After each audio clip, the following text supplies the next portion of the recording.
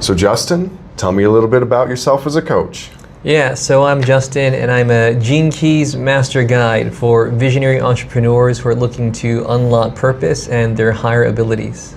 Sweet, man. So for people who have no idea, like myself, what does that actually mean? So, deep question there. It's a springboard, a platform that can open up a whole lot of different threads from this one simple question. So, the Gene Keys are based on a system where from your date of birth, your location of birth, and your time of birth, it's said to reveal your life patterns, your life themes, your challenges, your struggles, also the breakthroughs that you're meant to happen from those, and from those emerge your higher gifts, your higher abilities, your potential, and your purpose. So tell me, how is there any kind of a correlation between when and where you're born and your life's purpose? Yeah, this is one for the skeptics out there. And the way that this goes is based on this information, this data, which is again your location of birth, time of birth, and place of birth. There's this energetic imprinting on your DNA, on your genetics, on your soul blueprint. And from this energetic imprinting is your life experiences, your patterns. And I know it may sound hard to believe, like science fiction or just the occult or very mystical, but I've been voyaging through the Gene Keys for 3 years now, and I've been sharing it with colleagues, individuals, and clients for about 2 years now. And there's just this accuracy that is almost undeniable as you begin to understand how the system works. So we'll dive a little bit more into Gene Keys later, but how does a guy even get into this? Where did you start? Yeah, so the Gene Keys are actually an evolution of the human design system, and the human design system may be a bit more popular. It's been available longer. So about 5 or 6 years ago, I heard about this human design system in a Clubhouse room when Clubhouse was popular. Now it's not so popular. And I was so curious about this human design system that I looked up my chart online, but I wasn't able to make any sense of it. I saw a lot of numbers, a lot of symbols, obscure words that had no discernible meaning to me. So that human design system didn't have any benefit to me for years. So there came a time when I was going through some things in my life and in my business, and I was just frustrated at the state of leadership online, in online communities and high-ticket programs. I just felt that there are a lot of brands and so-called leaders who are just looking out for themselves. And I started posting about it. I was entering in conversation about it with colleagues, and one colleague asked for my birth date. And I gave her my birth date, and she said, oh, from this Gene Key 21 is prominent in what you're here to communicate.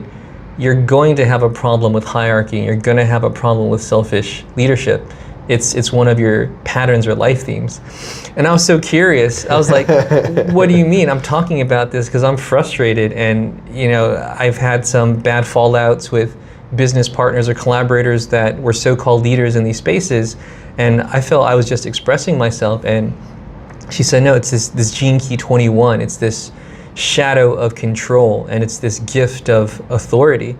So from that, I began to investigate the Gene Key, starting with this 21st Gene Key, and it resonated so much. This one Gene Key 21, resonated so much that I did a deep dive into the entire Gene Key system, and now I'm a Gene Keys guide, and I'm sharing this profound wisdom system with as many individuals as possible. So that's a brief foray into how I got started with the Gene Keys. So before Gene Keys, what were you doing? Yeah, so I've always been a teacher. Okay. Even here in Chiang Mai, where we've had the pleasure of connecting with each other. I used to be a school teacher here. And from that, I began to teach marketing and sales online after learning marketing from affiliate marketing. and after learning sales, from offering insurance. So I've always been in this role where I just really like and enjoy, I have an affinity for empowering others with wisdom or information or lessons. So when I discovered the Gene Keys, I was still a business coach or a business consultant. And what I started to do was I'd be working with clients who wanted to get more clients. They wanted to increase their lead gen, they wanted an ROI on their investment, they wanted better marketing, better sales processes. And I would start asking them for their birth dates, and I'd reveal to them some of their Gene Keys, and it was profound. It was mind-blowing, and it was also very practical, to the point that I decided that I wanted to shift from being a biz ops coach to being a Gene Keys guide. Yeah, that's quite the journey, man, especially going business operations into Gene Keys. Yeah. And for those of you who don't know about Gene Keys, I don't know either. I am learning about this with you. But I feel that the theme that we're going to find here is, from the outside, it sounds entirely disconnected. But from the inside, when you actually learn about them, there's probably real strategy there. Is that true?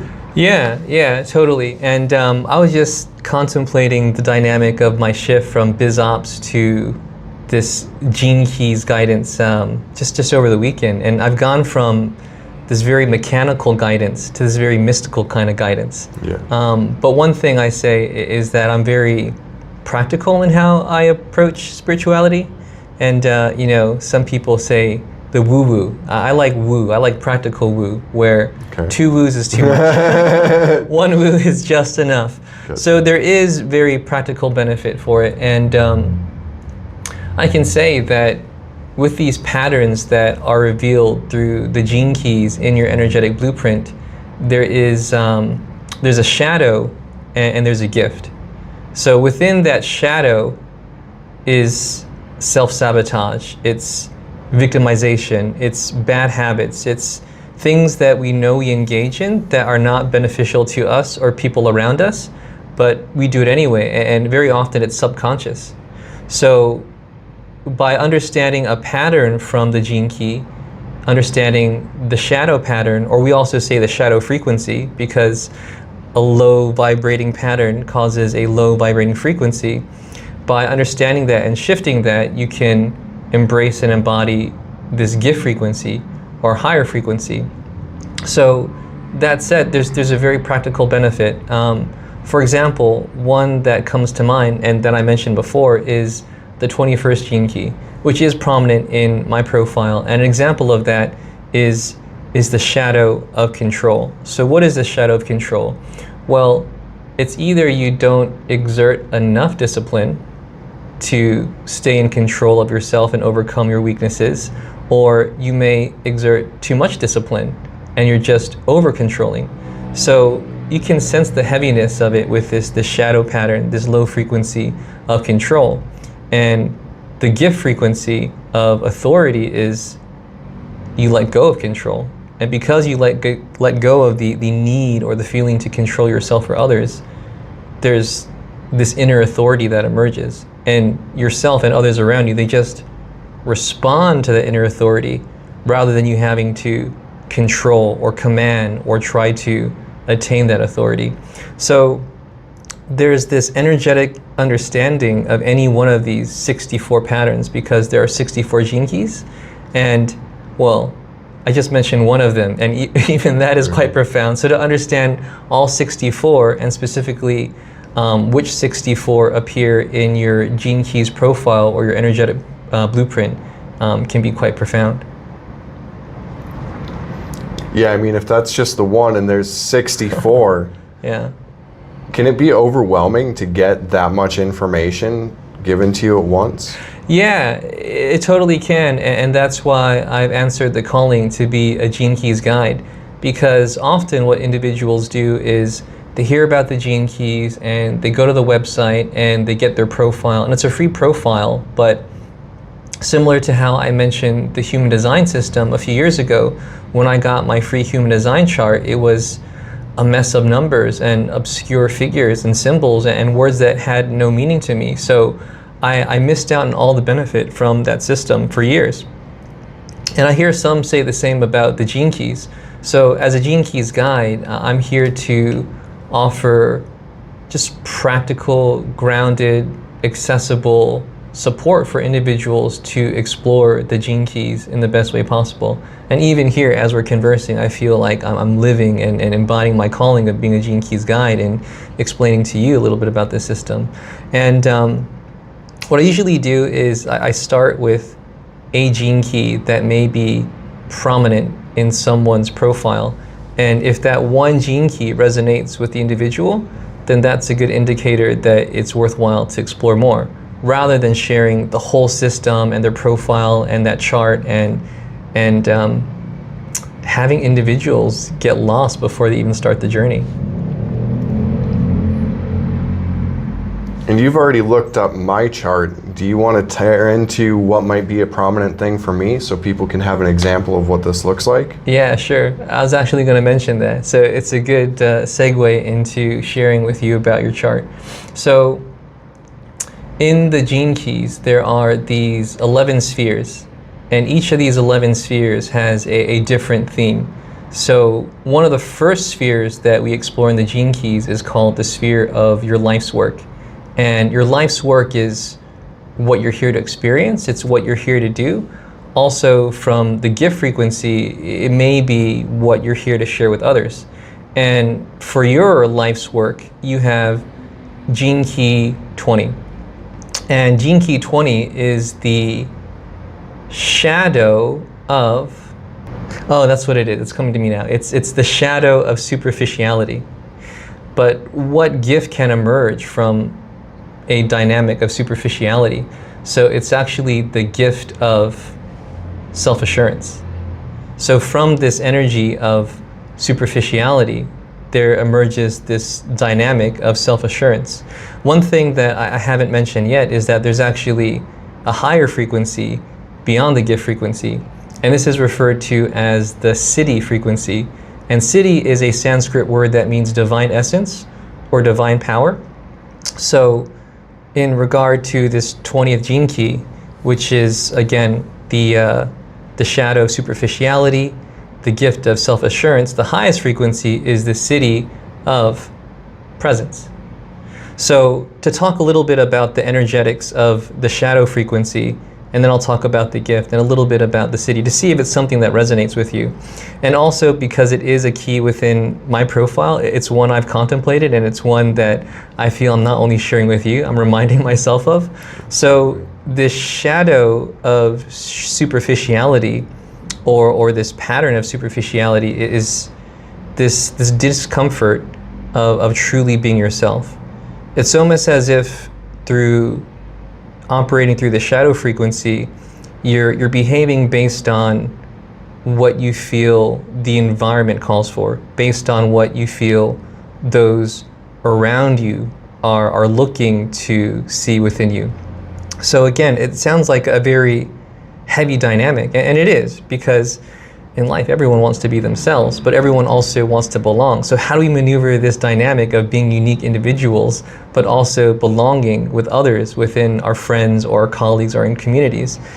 So there's almost this heaviness that we're putting on a show, or we're performing.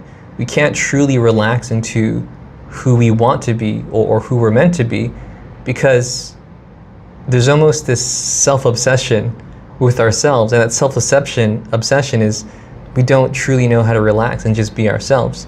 So from the gift frequency, and again, the understanding of the shadow pattern is so that that awareness allows you to shift to that higher frequency, or to shift into that gift pattern. Again, it's this self-assurance. From maneuvering this dynamic of not truly relaxing into you are, you understand who you are, because you understand that polarity. And one wisdom of the Gene Keys is that you learn through the polarities. So you understand and learn the shadow pattern, so you can understand the polarity that is the gift pattern.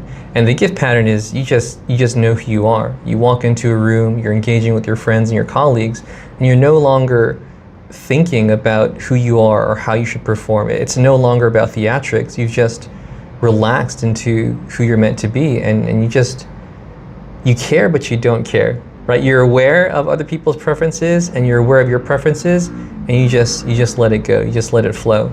And the highest frequency is presence, right? So it goes from the shadow of superficiality to the gift of self-assurance, and to the city of presence. So presence is exactly what it sounds. It's almost like this enlightened state, almost like Buddhahood, the highest frequency. And you're not even one with yourself. You're like beyond it. You're like one with the universe. You're like connected with yourself. You're connected with everyone around you. And you're connected with what we call, that source energy, or that divine consciousness.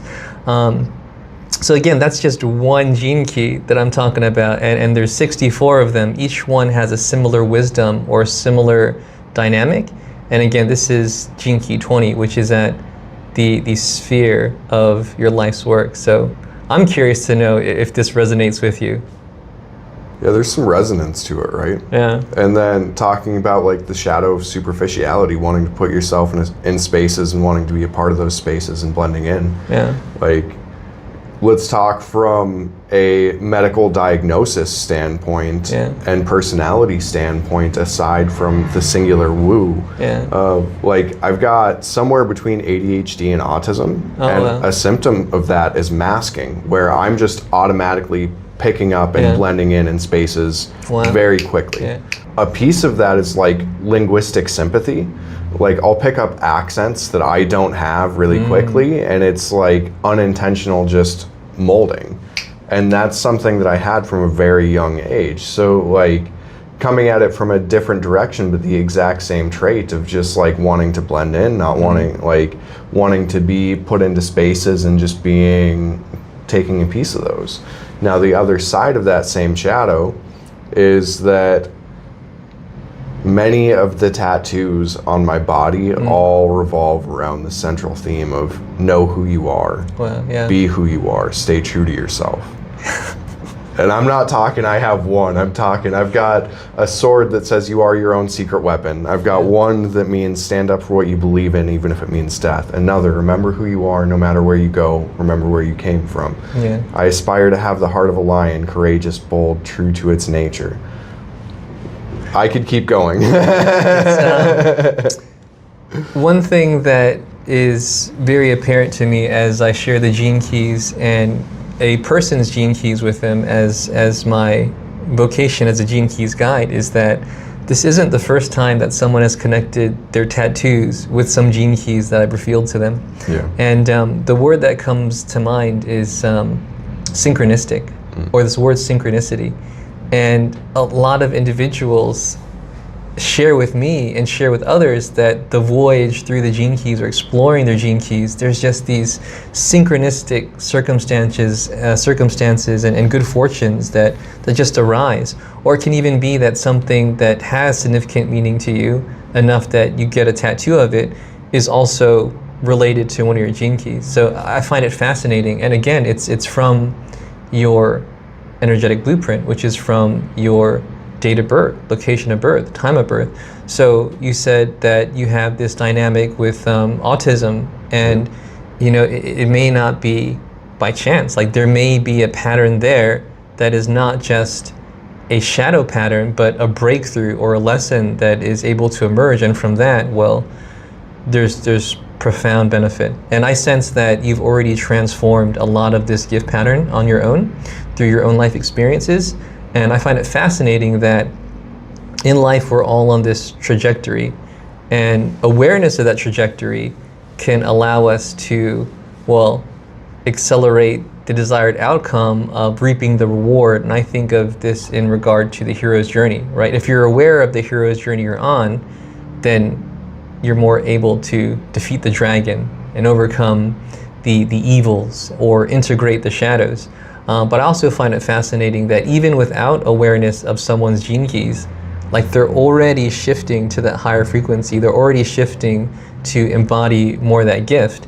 And sometimes when I share it with individuals, which I sense this being some of the case here, is confirmation or certainty or validation that the pattern that you've been working on is actually a pattern that, again, isn't by happenstance, it's by design.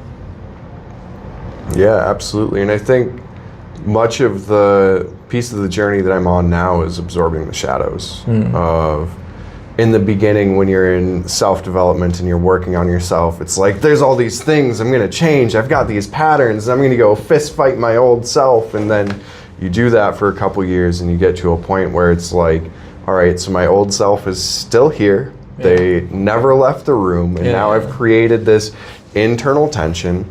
And it's this layer of self-acceptance, right? Yeah. And it's coming back and taking ownership of everything that you tried to change and go, actually, I don't need to change that. I get to love that part of myself now. Yeah. You get it. That's exactly the wisdom of the gene keys. And I say the gene keys, but it's really a wisdom that is a synthesis of all teachings and all traditions that share this message of just wholeness and love and compassion and awakening.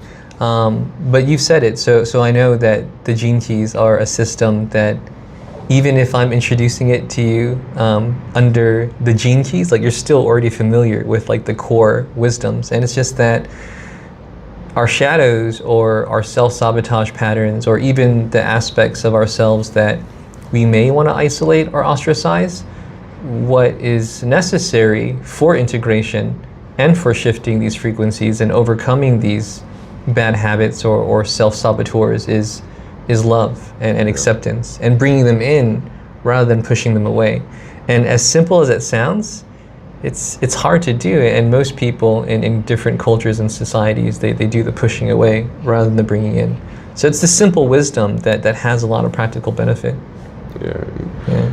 My opinion, especially, I speak to a lot of different coaches. I know a lot of different modalities. I learn a lot of them by osmosis.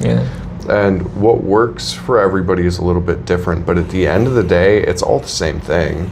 We're all trying to come to the same place. We're all trying to come to the same sense of self. And like you're talking about, is it transcends different societies, right? Like, it's all the same stuff. It's just that you've got a little bit different of a language to speak with it, and maybe a little bit more of a practical tool. I'd say so, where even if someone isn't aware of their gene keys, energetic blueprint, even if they're not aware of the specific keys within who they are, they may still be patterns that are affecting them in their lives. And even beyond that, we're all affected by different patterns within our lives. And it's through awareness, through whatever means possible, through whatever tools possible, or whatever coaches available, or whatever way you come through this self-awareness, it can be transformative. So I do agree that it's prevailing in all cultures and other societies, this underlying message or this underlying calling of awakening to just understand yourself. You know, the words from the oracle at Delphi come to mind, is just know thyself. And even though I refer to myself as a Gene Keys guide, I also feel that the core of who I am, you know, underneath the label of being a Gene Keys guide, is I'm an advocate of individuals knowing themselves more deeply by whatever way possible. The Gene Keys system, through contemplation, through meditation, through being in conversation with others, like whatever approach you have to understanding more about yourself is just, it's just so profound. It's all about how much of yourself can you learn, how much of yourself can you accept. Yeah. There's this one saying that comes to mind, and I shared this with more and more colleagues recently, and I'm not even sure where I heard it from, but I heard it from someone who heard it from someone, is that you can only meet others as deeply as you've met yourself. Absolutely. And I really like that, because as a guide or as a coach, as a mentor, it really challenges you to meet yourself more deeply and not just be satisfied with the depth at which you've met yourself, because you want to meet others, you want to empower others, you want to help others to grow. That means we have to consistently go deeper and further inward so that we can really see others for who they are, so that we can empower them to degrees and levels that they may not have been able to attain on their own. Absolutely. So on that, how can somebody use the Gene Keys to their advantage? Yeah.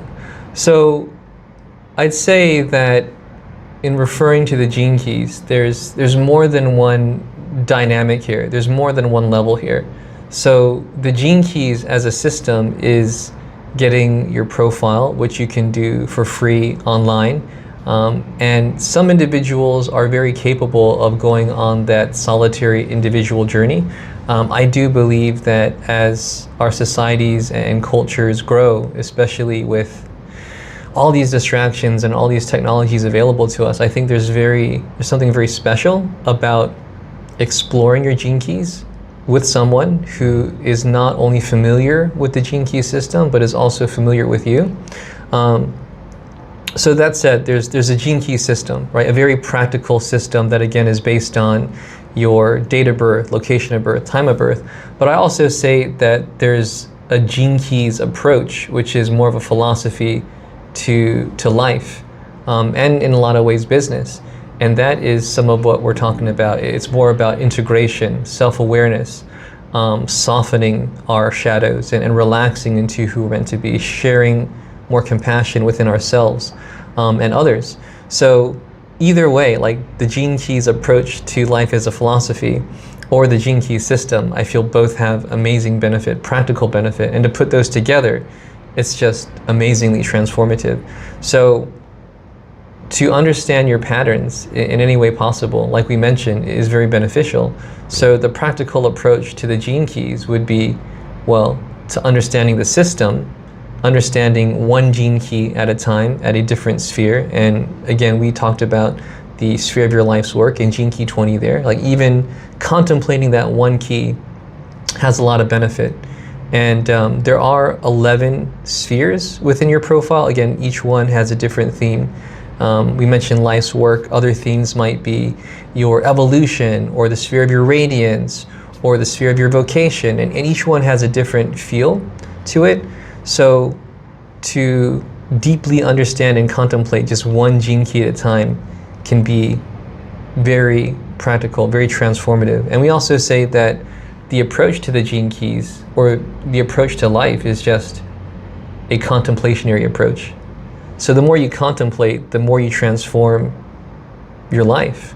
And through the lens of the gene keys, the more you contemplate any one gene key, the more aware of that pattern.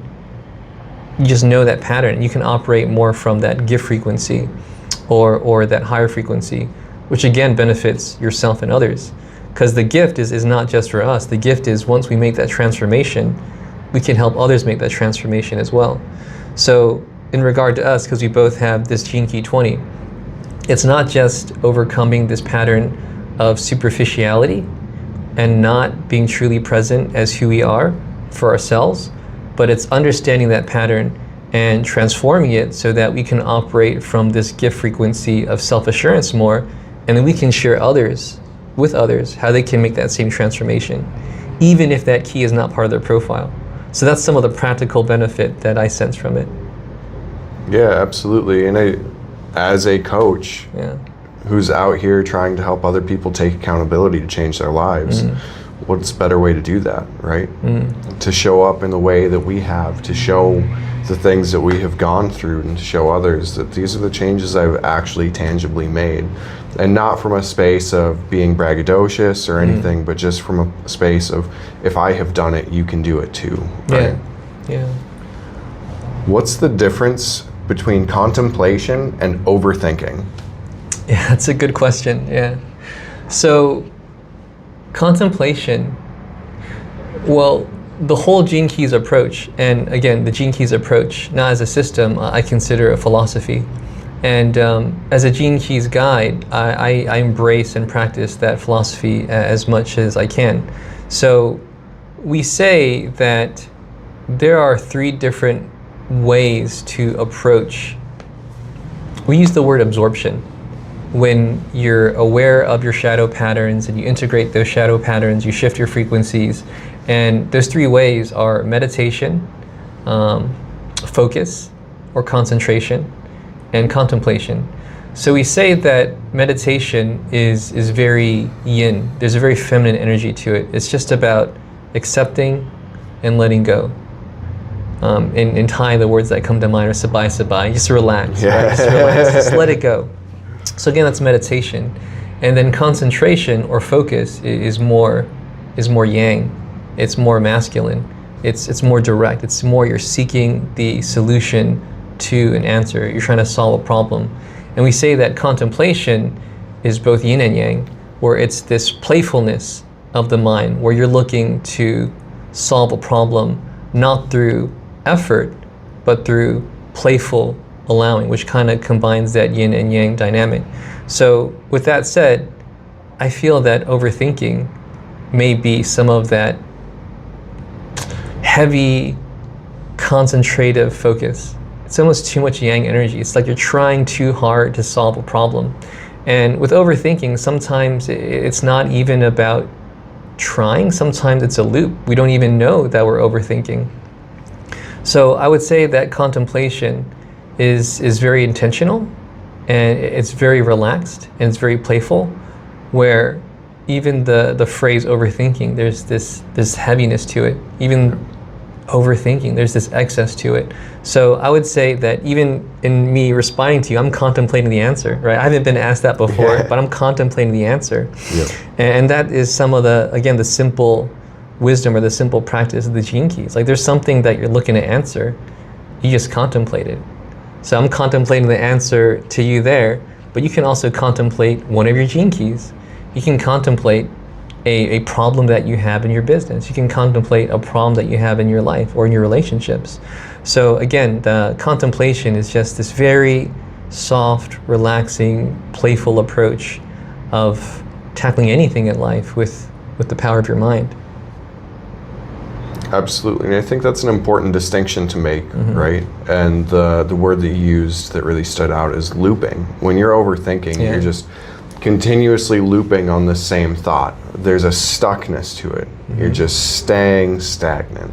Versus this contemplation, it sounds a lot more fluid, and just there's an energetic free flow, and it's not something of like, I need to solve this problem, but it's the opportunity to give time and thought space to how you want to proceed. Yeah, I'd say you expanded on that dynamic of contemplation very well. And what is contemplation? I believe that through the art of contemplation, any individual can add to the dynamic of what contemplation is through their own experience. And I feel the same way about the gene keys, right? Like, sure, I may have shared about this one gene key 20, but the more any one individual experiences that one gene key or that one pattern of life, the more they articulate and express what it means to them, like the more profoundness it has. Absolutely. I think that gene key 20 might be a reoccurring theme within coaches as well. Yeah. I'd concur with that, just feeling into it, because coaches, they're often looking to guide or mentor or teach individuals just to be more comfortable with themselves. Like I sense that's an overarching theme with that. So I'd say so. Yeah. I'll have to contemplate that one more. I like that one. Yeah. Yeah, I think that you and I both have exposure to a lot of other coaches as well. Yeah. That's something that I would be curious about just to see. So Sean, when I was looking at your date of birth, location of birth, time of birth before our session here, I saw that it was the incarnation cross of the phoenix. And I must have thought that you told me that you knew that was your incarnation cross, which is also your life theme, because you have a tattoo of a phoenix on your back. And I have never heard of an incarnation cross, so what does that mean, and why do I have a tattoo of it? Okay, so again, these synchronicities. I thought that you knew of this synchronicity, but I'll share it with you. And even now, I'm just like, wow, this stuff is too good to be true, which is why I'm a Gene Keys guide, because there's this certainty or this validation or these certain symbols or mythological creatures that you're drawn to, and it's revealed that, oh, not only are you drawn to it in your life and you love this image or you even have a tattoo of it, but it's also part of your energetic blueprint, which is your life themes or your patterns, things that you may be drawn to. So when I shared with you your Gene Key 20, which again is this gift of self-assurance, that one gene key and also 3 other gene keys, so 4 gene keys total, make up your incarnation cross, which is why it's a cross. So what they say as being the 4 most prominent gene keys in your energetic blueprint or your profile make up the cross. It makes sense. 4 points across. And incarnation is what you're here to experience. They say that it has a lot to do with your purpose, some of your more prominent patterns in life. And yours is the life theme of the Phoenix, which can be said, I say life theme sometimes. It's also the incarnation cross of the Phoenix. And it just has a lot to do with just rebirth, reinventing yourself. So some of what we talked about with that shadow of superficiality and the energy of just self-assurance and presence is part of the life theme of that Phoenix. And I'll share another one just to express a bit more, and I love to talk about the gene keys. I may not get into all 4, but I can get into another one. Maybe we'll start with 2, or we'll go into 2. So another one of these, and again, I'm sharing the second gene key with you because all 4 of these gene keys make up your incarnation cross, which again is the Phoenix. You have a tattoo of it. So this next gene key is one that, funnily enough, I was just contemplating this one like earlier today, or yesterday, or over the weekend. Because what I do, I encounter these gene keys, and even if it's not in my profile, there's a resonance to it, or there's a lesson there that I'm trying to unpack. So I'll contemplate it, even if a gene key is not one of my 11. So this is gene key 34, which is at the sphere of your evolution. So what the sphere of your evolution is that when you engage with this pattern, it's when you really grow and mature and evolve. So yours is gene key 34, and it is the shadow of force, and it is the gift of strength, and it is the city of majesty. So again, that low shadow frequency of force, just believing that if you don't take action and just exert force and just go for it, that things won't happen. There's almost a lack of trust in the universe, or that things will go your way unless you, again, just make it happen. So beyond that is the gift of power. And there's also that book, which is, if you've heard of it, Power versus Force. Mm-hmm. Yeah, well, it's about force being, I'm sure whoever wrote that book was contemplating the same gene key 34, yeah. But it's just about how force is almost like that excess of yang energy, where if you don't go out there and take action, nothing's going to happen. Some of the things that come to mind are just bro marketing or manipulative sales tactics. It's just, if you don't manipulate, if you don't take, if you don't exert control, then things don't happen.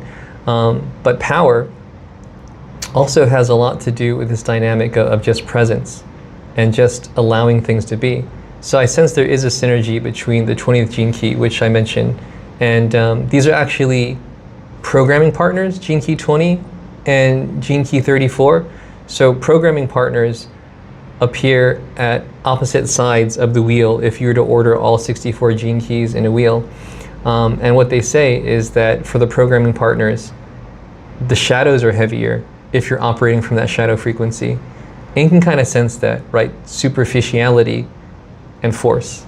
There's this dynamic of like, oh, well, I got to do what other people want because there's a self-obsession with myself that is predicated on how others perceive me. It's like this paradoxical dynamic there. And there's almost this force of like, if I don't go out there and get what I want, then it's not going to happen. So beyond that, again, is this gift of power, where true power is not about force, it's about authenticity. It's about that balance between yin and yang. And beyond that is the city of majesty. So it's just, things happen because it's not only your will, but it's the will of the universe. So that said, those are just 2 of the gene keys that interplay with your incarnation cross of the Phoenix. And I just find it fascinating that you have a tattoo of the Phoenix. And out of the incarnation crosses, which is there are 64, you have a Phoenix tattoo. Yeah. Something that's coming up for me, especially with the combination of the 2, It's so common in people who work in this kind of a space as well. And I'll just say a quote and then I'll give the context. But the persona is incapable of receiving love. It can only receive praise. Yeah. Right? And when you have this shadow of superficiality of trying to blend in and be with others, but you're also out there trying to change the world, what happens is that when you lose yourself, you create this persona of being a good person, and you're out there and you're trying to use force to do good, to make change. Right. And as that persona gains more and more recognition, you become more and more disconnected from yourself. Right, yeah. And it's that persona is incapable of receiving love. It can only receive praise. Yeah. So as you're receiving praise for all of these actions that you're taking, as you're going through and forcing these motions, you're not loving yourself anymore. Right, yeah. And no one else is giving you actual love. So you have to let go of all of that to dissolve the shadow and really step into who am I as a person, to start to transcend, to get into allowing yourself to be who you are, to allow yourself and to trust in the process, to not need to create that force, to not need to blend in, to really step into this authentic self. Yeah. Yeah, I sense the other energies and patterns of your life theme, your incarnation cross, just hearing you express that. So I'll touch on those briefly without getting too heavy into the gene keys. And then I'm curious to know why you do have a tattoo of a phoenix. So some of the other energies or patterns that make up this life theme, which again is related to the phoenix, is this energy of freedom, where it is going beyond this shadow pattern of victimization. And that can be victimizing ourselves or victimizing others. It has a lot to do with fault. And blame, just like why me, woe is me, are the words that come to mind, to just being free of all that, just knowing that initially there may be some struggle or resistance to the freedom or liberation from ourself and others. And when I say self, I mean the ego self, and also the liberation from the perception of others, because there's this balance of just, you want to belong, but you want to be a unique individual. Right, you want to take care of others, but you don't want to be dependent on the appreciation and praise from others, right? So there's this balanced nuance there.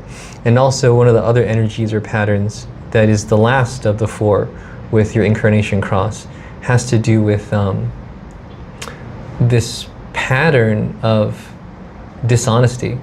And it has to do with dishonesty with ourselves as much as it is about being dishonest with others. And some of what we're saying, I sense there's a lot of overlapping energies, and that's how it goes, right? The gifts, the energies overlap, the shadows, the energies overlap. When you're dishonest with yourself or others, you're not truly being your authentic self, and that's a word that I sense is important to you and I, this authenticity, not just the word, but the energy behind the word, the realization, the awakening behind the word of authenticity. And beyond this heavy shadow pattern of dishonesty then leads to intimacy and transparency. So that is the higher frequencies that evolve from this lower frequency of that dishonesty. So, just there, I've touched on actually all four of the main patterns and energies of the incarnation cross of the phoenix. And now I'm curious to know, why do you have a phoenix tattoo? Yeah. I mean, to kind of overlap some of my own story with that, of like talking about victimhood, and just in my childhood, I wasn't in a good place. Like, I lived with a single mother and we had a stable home. There was always food to eat, things like that. But I didn't have a male role model. I didn't have friends, and I wasn't seen by my peers, and I just wasn't in a good place. And I had depression from a young age that lasted a long time. So there was a lot that needed to be overcome there. And for me, that cycle of overcoming then would always lead to steps back as well. Especially in my early 20s, I had a lot of addiction issues. And there was leaps forward and steps backward, and leaps forward and steps backward. And it was just like a cycle of rebirth. And it was just something that became very prominent to me, of just like, I have risen from the ashes a number of times. But that also involved burning myself to the ground. And it just came to a point in time where it felt very resonant to me, and I went out and I got a phoenix, because what else burns itself to the ground but continues to rise from the ashes? Yeah. Something that I want to touch on with that, like, with the victimhood, there also comes ownership, Yeah. right? Yeah. Of the empowerment of, at what point in time do you want to take this radical accountability and make the change for your life? And with that dishonesty, especially in America, I grew up with a white lie culture of like, oh, it's better to just protect people's feelings. And like, I can remember episodes of kids shows talking about white lies being okay, right? And a big piece of my journey has just been with honesty of, I would rather have people like, I would rather you hurt me with the truth than try to protect me with a lie. Yeah. And I try to live by that. And earlier on in that cycle, when I was having more trouble speaking myself, speaking to my own needs, I had dealt with an abusive partner in the past, and I just really had struggle speaking up. That was also a theme from my past, was having trouble speaking up. And a mantra that I held was, you can lie to anybody else, but don't fucking lie to yourself. Yeah. Wow. And that was something that I really had to, like, it was a wake-up call of like, that inner narrative needs to be true, man, right? And we talk about authenticity and what does that even mean? And one of my favorite definitions comes from Alex Hermosi. Sure. And Alex Hermosi says that true authenticity is when our thoughts, our words, and our actions are all in true alignment. And our thoughts are fucked, so it's easier to fix those than to fake the other two. Bring that back to that self of like, man, you can lie to anybody else, don't fucking lie to yourself. Yeah, I like that. Yeah, there's also a glossary of empowerment for the gene keys, and one that reflects that dynamic that Alex Hormozi talks about is, we call it individuation, where there's just an alignment between your thoughts, your actions, and your words, alignment between how you operate in your job, your career, your vocation, and in your relationships with your family. But it's almost the same energy of congruency, which is what I mean with the wisdom of the Gene Keys approach, which is, again, a synthesis of everything. There's different individuals across the globe, from ourselves to Alex Hormozi to the author and founder of the Gene Keys, who are all describing this universal truth in different ways. I find it fascinating that as I was sharing just bits and tidbits with you about your incarnation cross and the 4 patterns or keys that comprise it, that you're just able to express and articulate so much from your own life experience. And I think that's a lot of validation to the validity of the Gene Key system, because even as I share, I'm like, well, this is the system and these are the Gene Keys there, and these are a little bit about the patterns. You just had so much to share from your own personal experience that resonates with it, and some of it is just like, you know, your patterns in life, your struggles and challenges in life, as you spoke to, are not just coincidence. They're not just by mistake or by accident. There's a lesson or breakthrough that is meant to happen from those. And I think there can be a lot of relief from that, because individuals often think, woe is me, or why me? But to know that there's a breakthrough that you're meant to happen through that experience can be very just empowering. Yeah. So as you're telling people about their gene keys and struggles that they may face, do you find anybody uses that as a cop-out of, this is just my cycle, so I don't have to address it? I haven't encountered that. And there's a certain space that I hold when I'm exploring someone's gene keys with them, which is what I advocate as a guide, where I sense that dynamic could be something that people experience or think if they explore on their own, without someone really transmitting the core wisdom of the Gene Keys system and the Gene Keys approach with an individual. But I sense, even explored on their own, that there may not be that dynamic, because the language of the Gene Keys that anyone will discover, even if they choose to explore the Gene Keys on their own, has this very integrated, holistic approach to it. So I haven't encountered that, but I'm sure there are those that might see it. It's like, oh, well, if I meant to have this shadow of addiction, that I'm just meant to be an addictive human being, so I'm just going to continue to engage with my addictive patterns, which would be a cop-out. And just because I mentioned the shadow of addiction, which is one of the gene keys, it's one of mine actually, it's gene key 24, and it's actually the sphere of my life's work. And it's not so much being addicted to substances, but it's about being addicted to patterns. The gift is actually invention. And I really like that one. So if you're experiencing this self-saboteur of addiction, either through substances or through habits, patterns that don't serve you, then it's about what can you invent? How can you create a new habit? And again, like I mentioned there, it's just like, okay, you think that the cop-out is you're meant to be addicted because you have this shadow of addiction on your keys. But again, even with the language, it's like, well, there's the gift of invention. Yeah. So can you really cop out and just stay stuck in addiction when you know that the solution and the breakthrough is in the language that is right in the frequency above that? Again, shadow of addiction, the gift of invention. If someone's feeling really stuck, how can they use this to gain momentum? Yeah.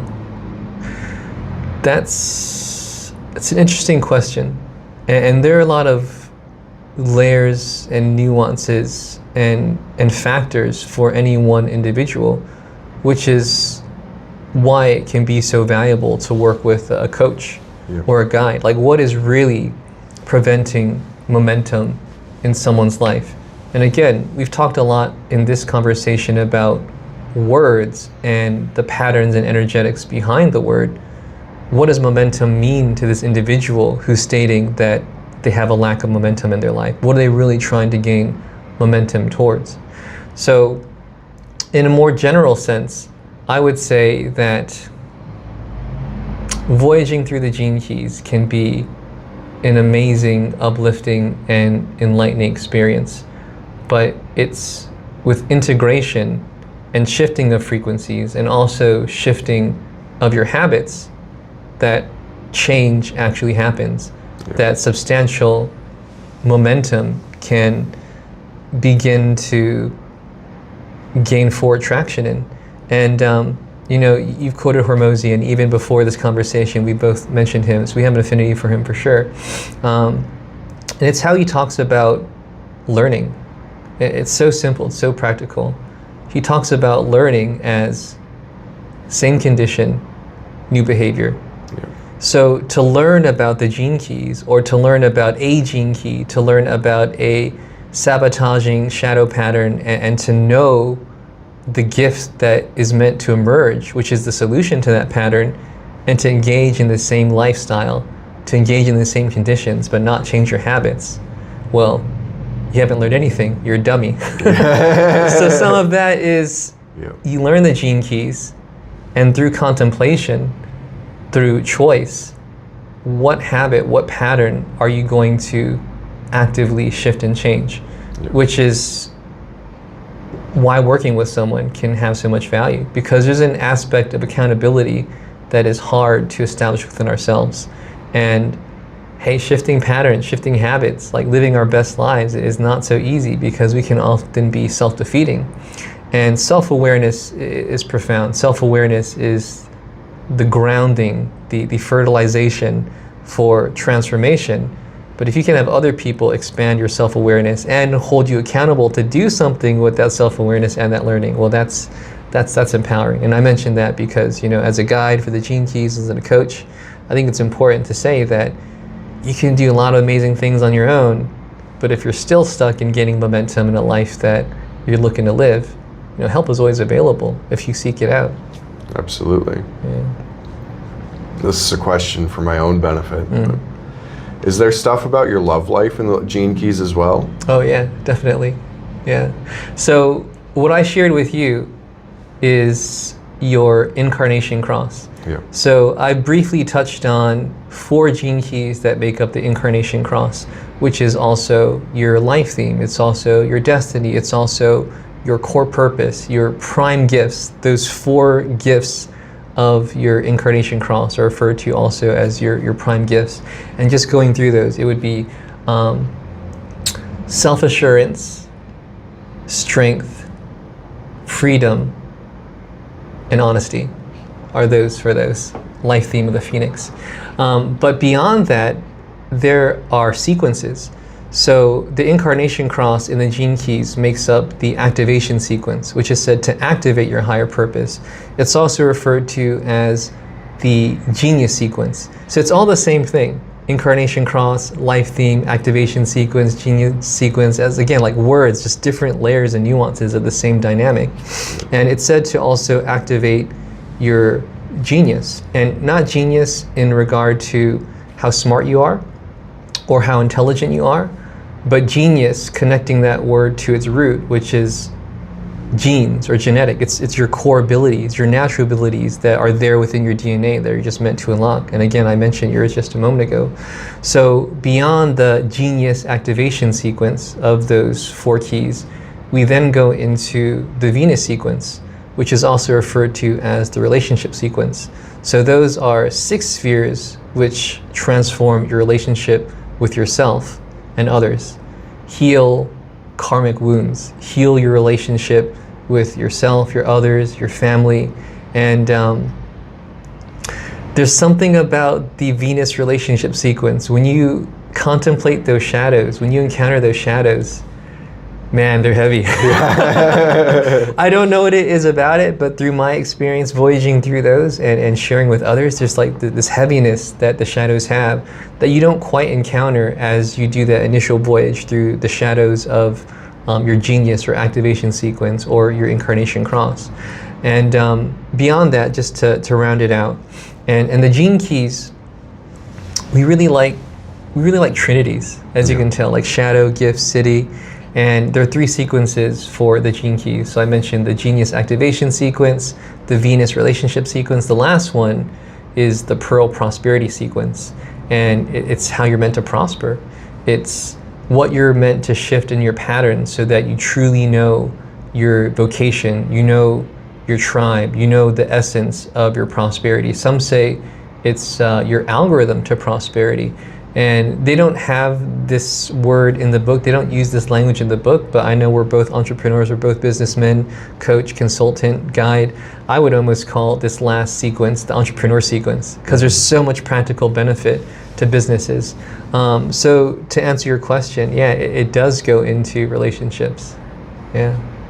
Before we had this interview, I had to text my mom, what time and where was I born? She told me to stop talking to that girl. Have you seen this meme going around? Yeah, it's funny you mentioned that, because I just saw that on Facebook yesterday, and I wasn't exactly sure what it was referring to, but now I know it's referring to what people do in my line of work, which is astrology, human design, and the gene keys. So it's fascinating because it is something that I may ask someone in marketing terms as a lead magnet. Yeah. So I may say like, hey, are you interested in a personalized breakthrough insight into your life theme?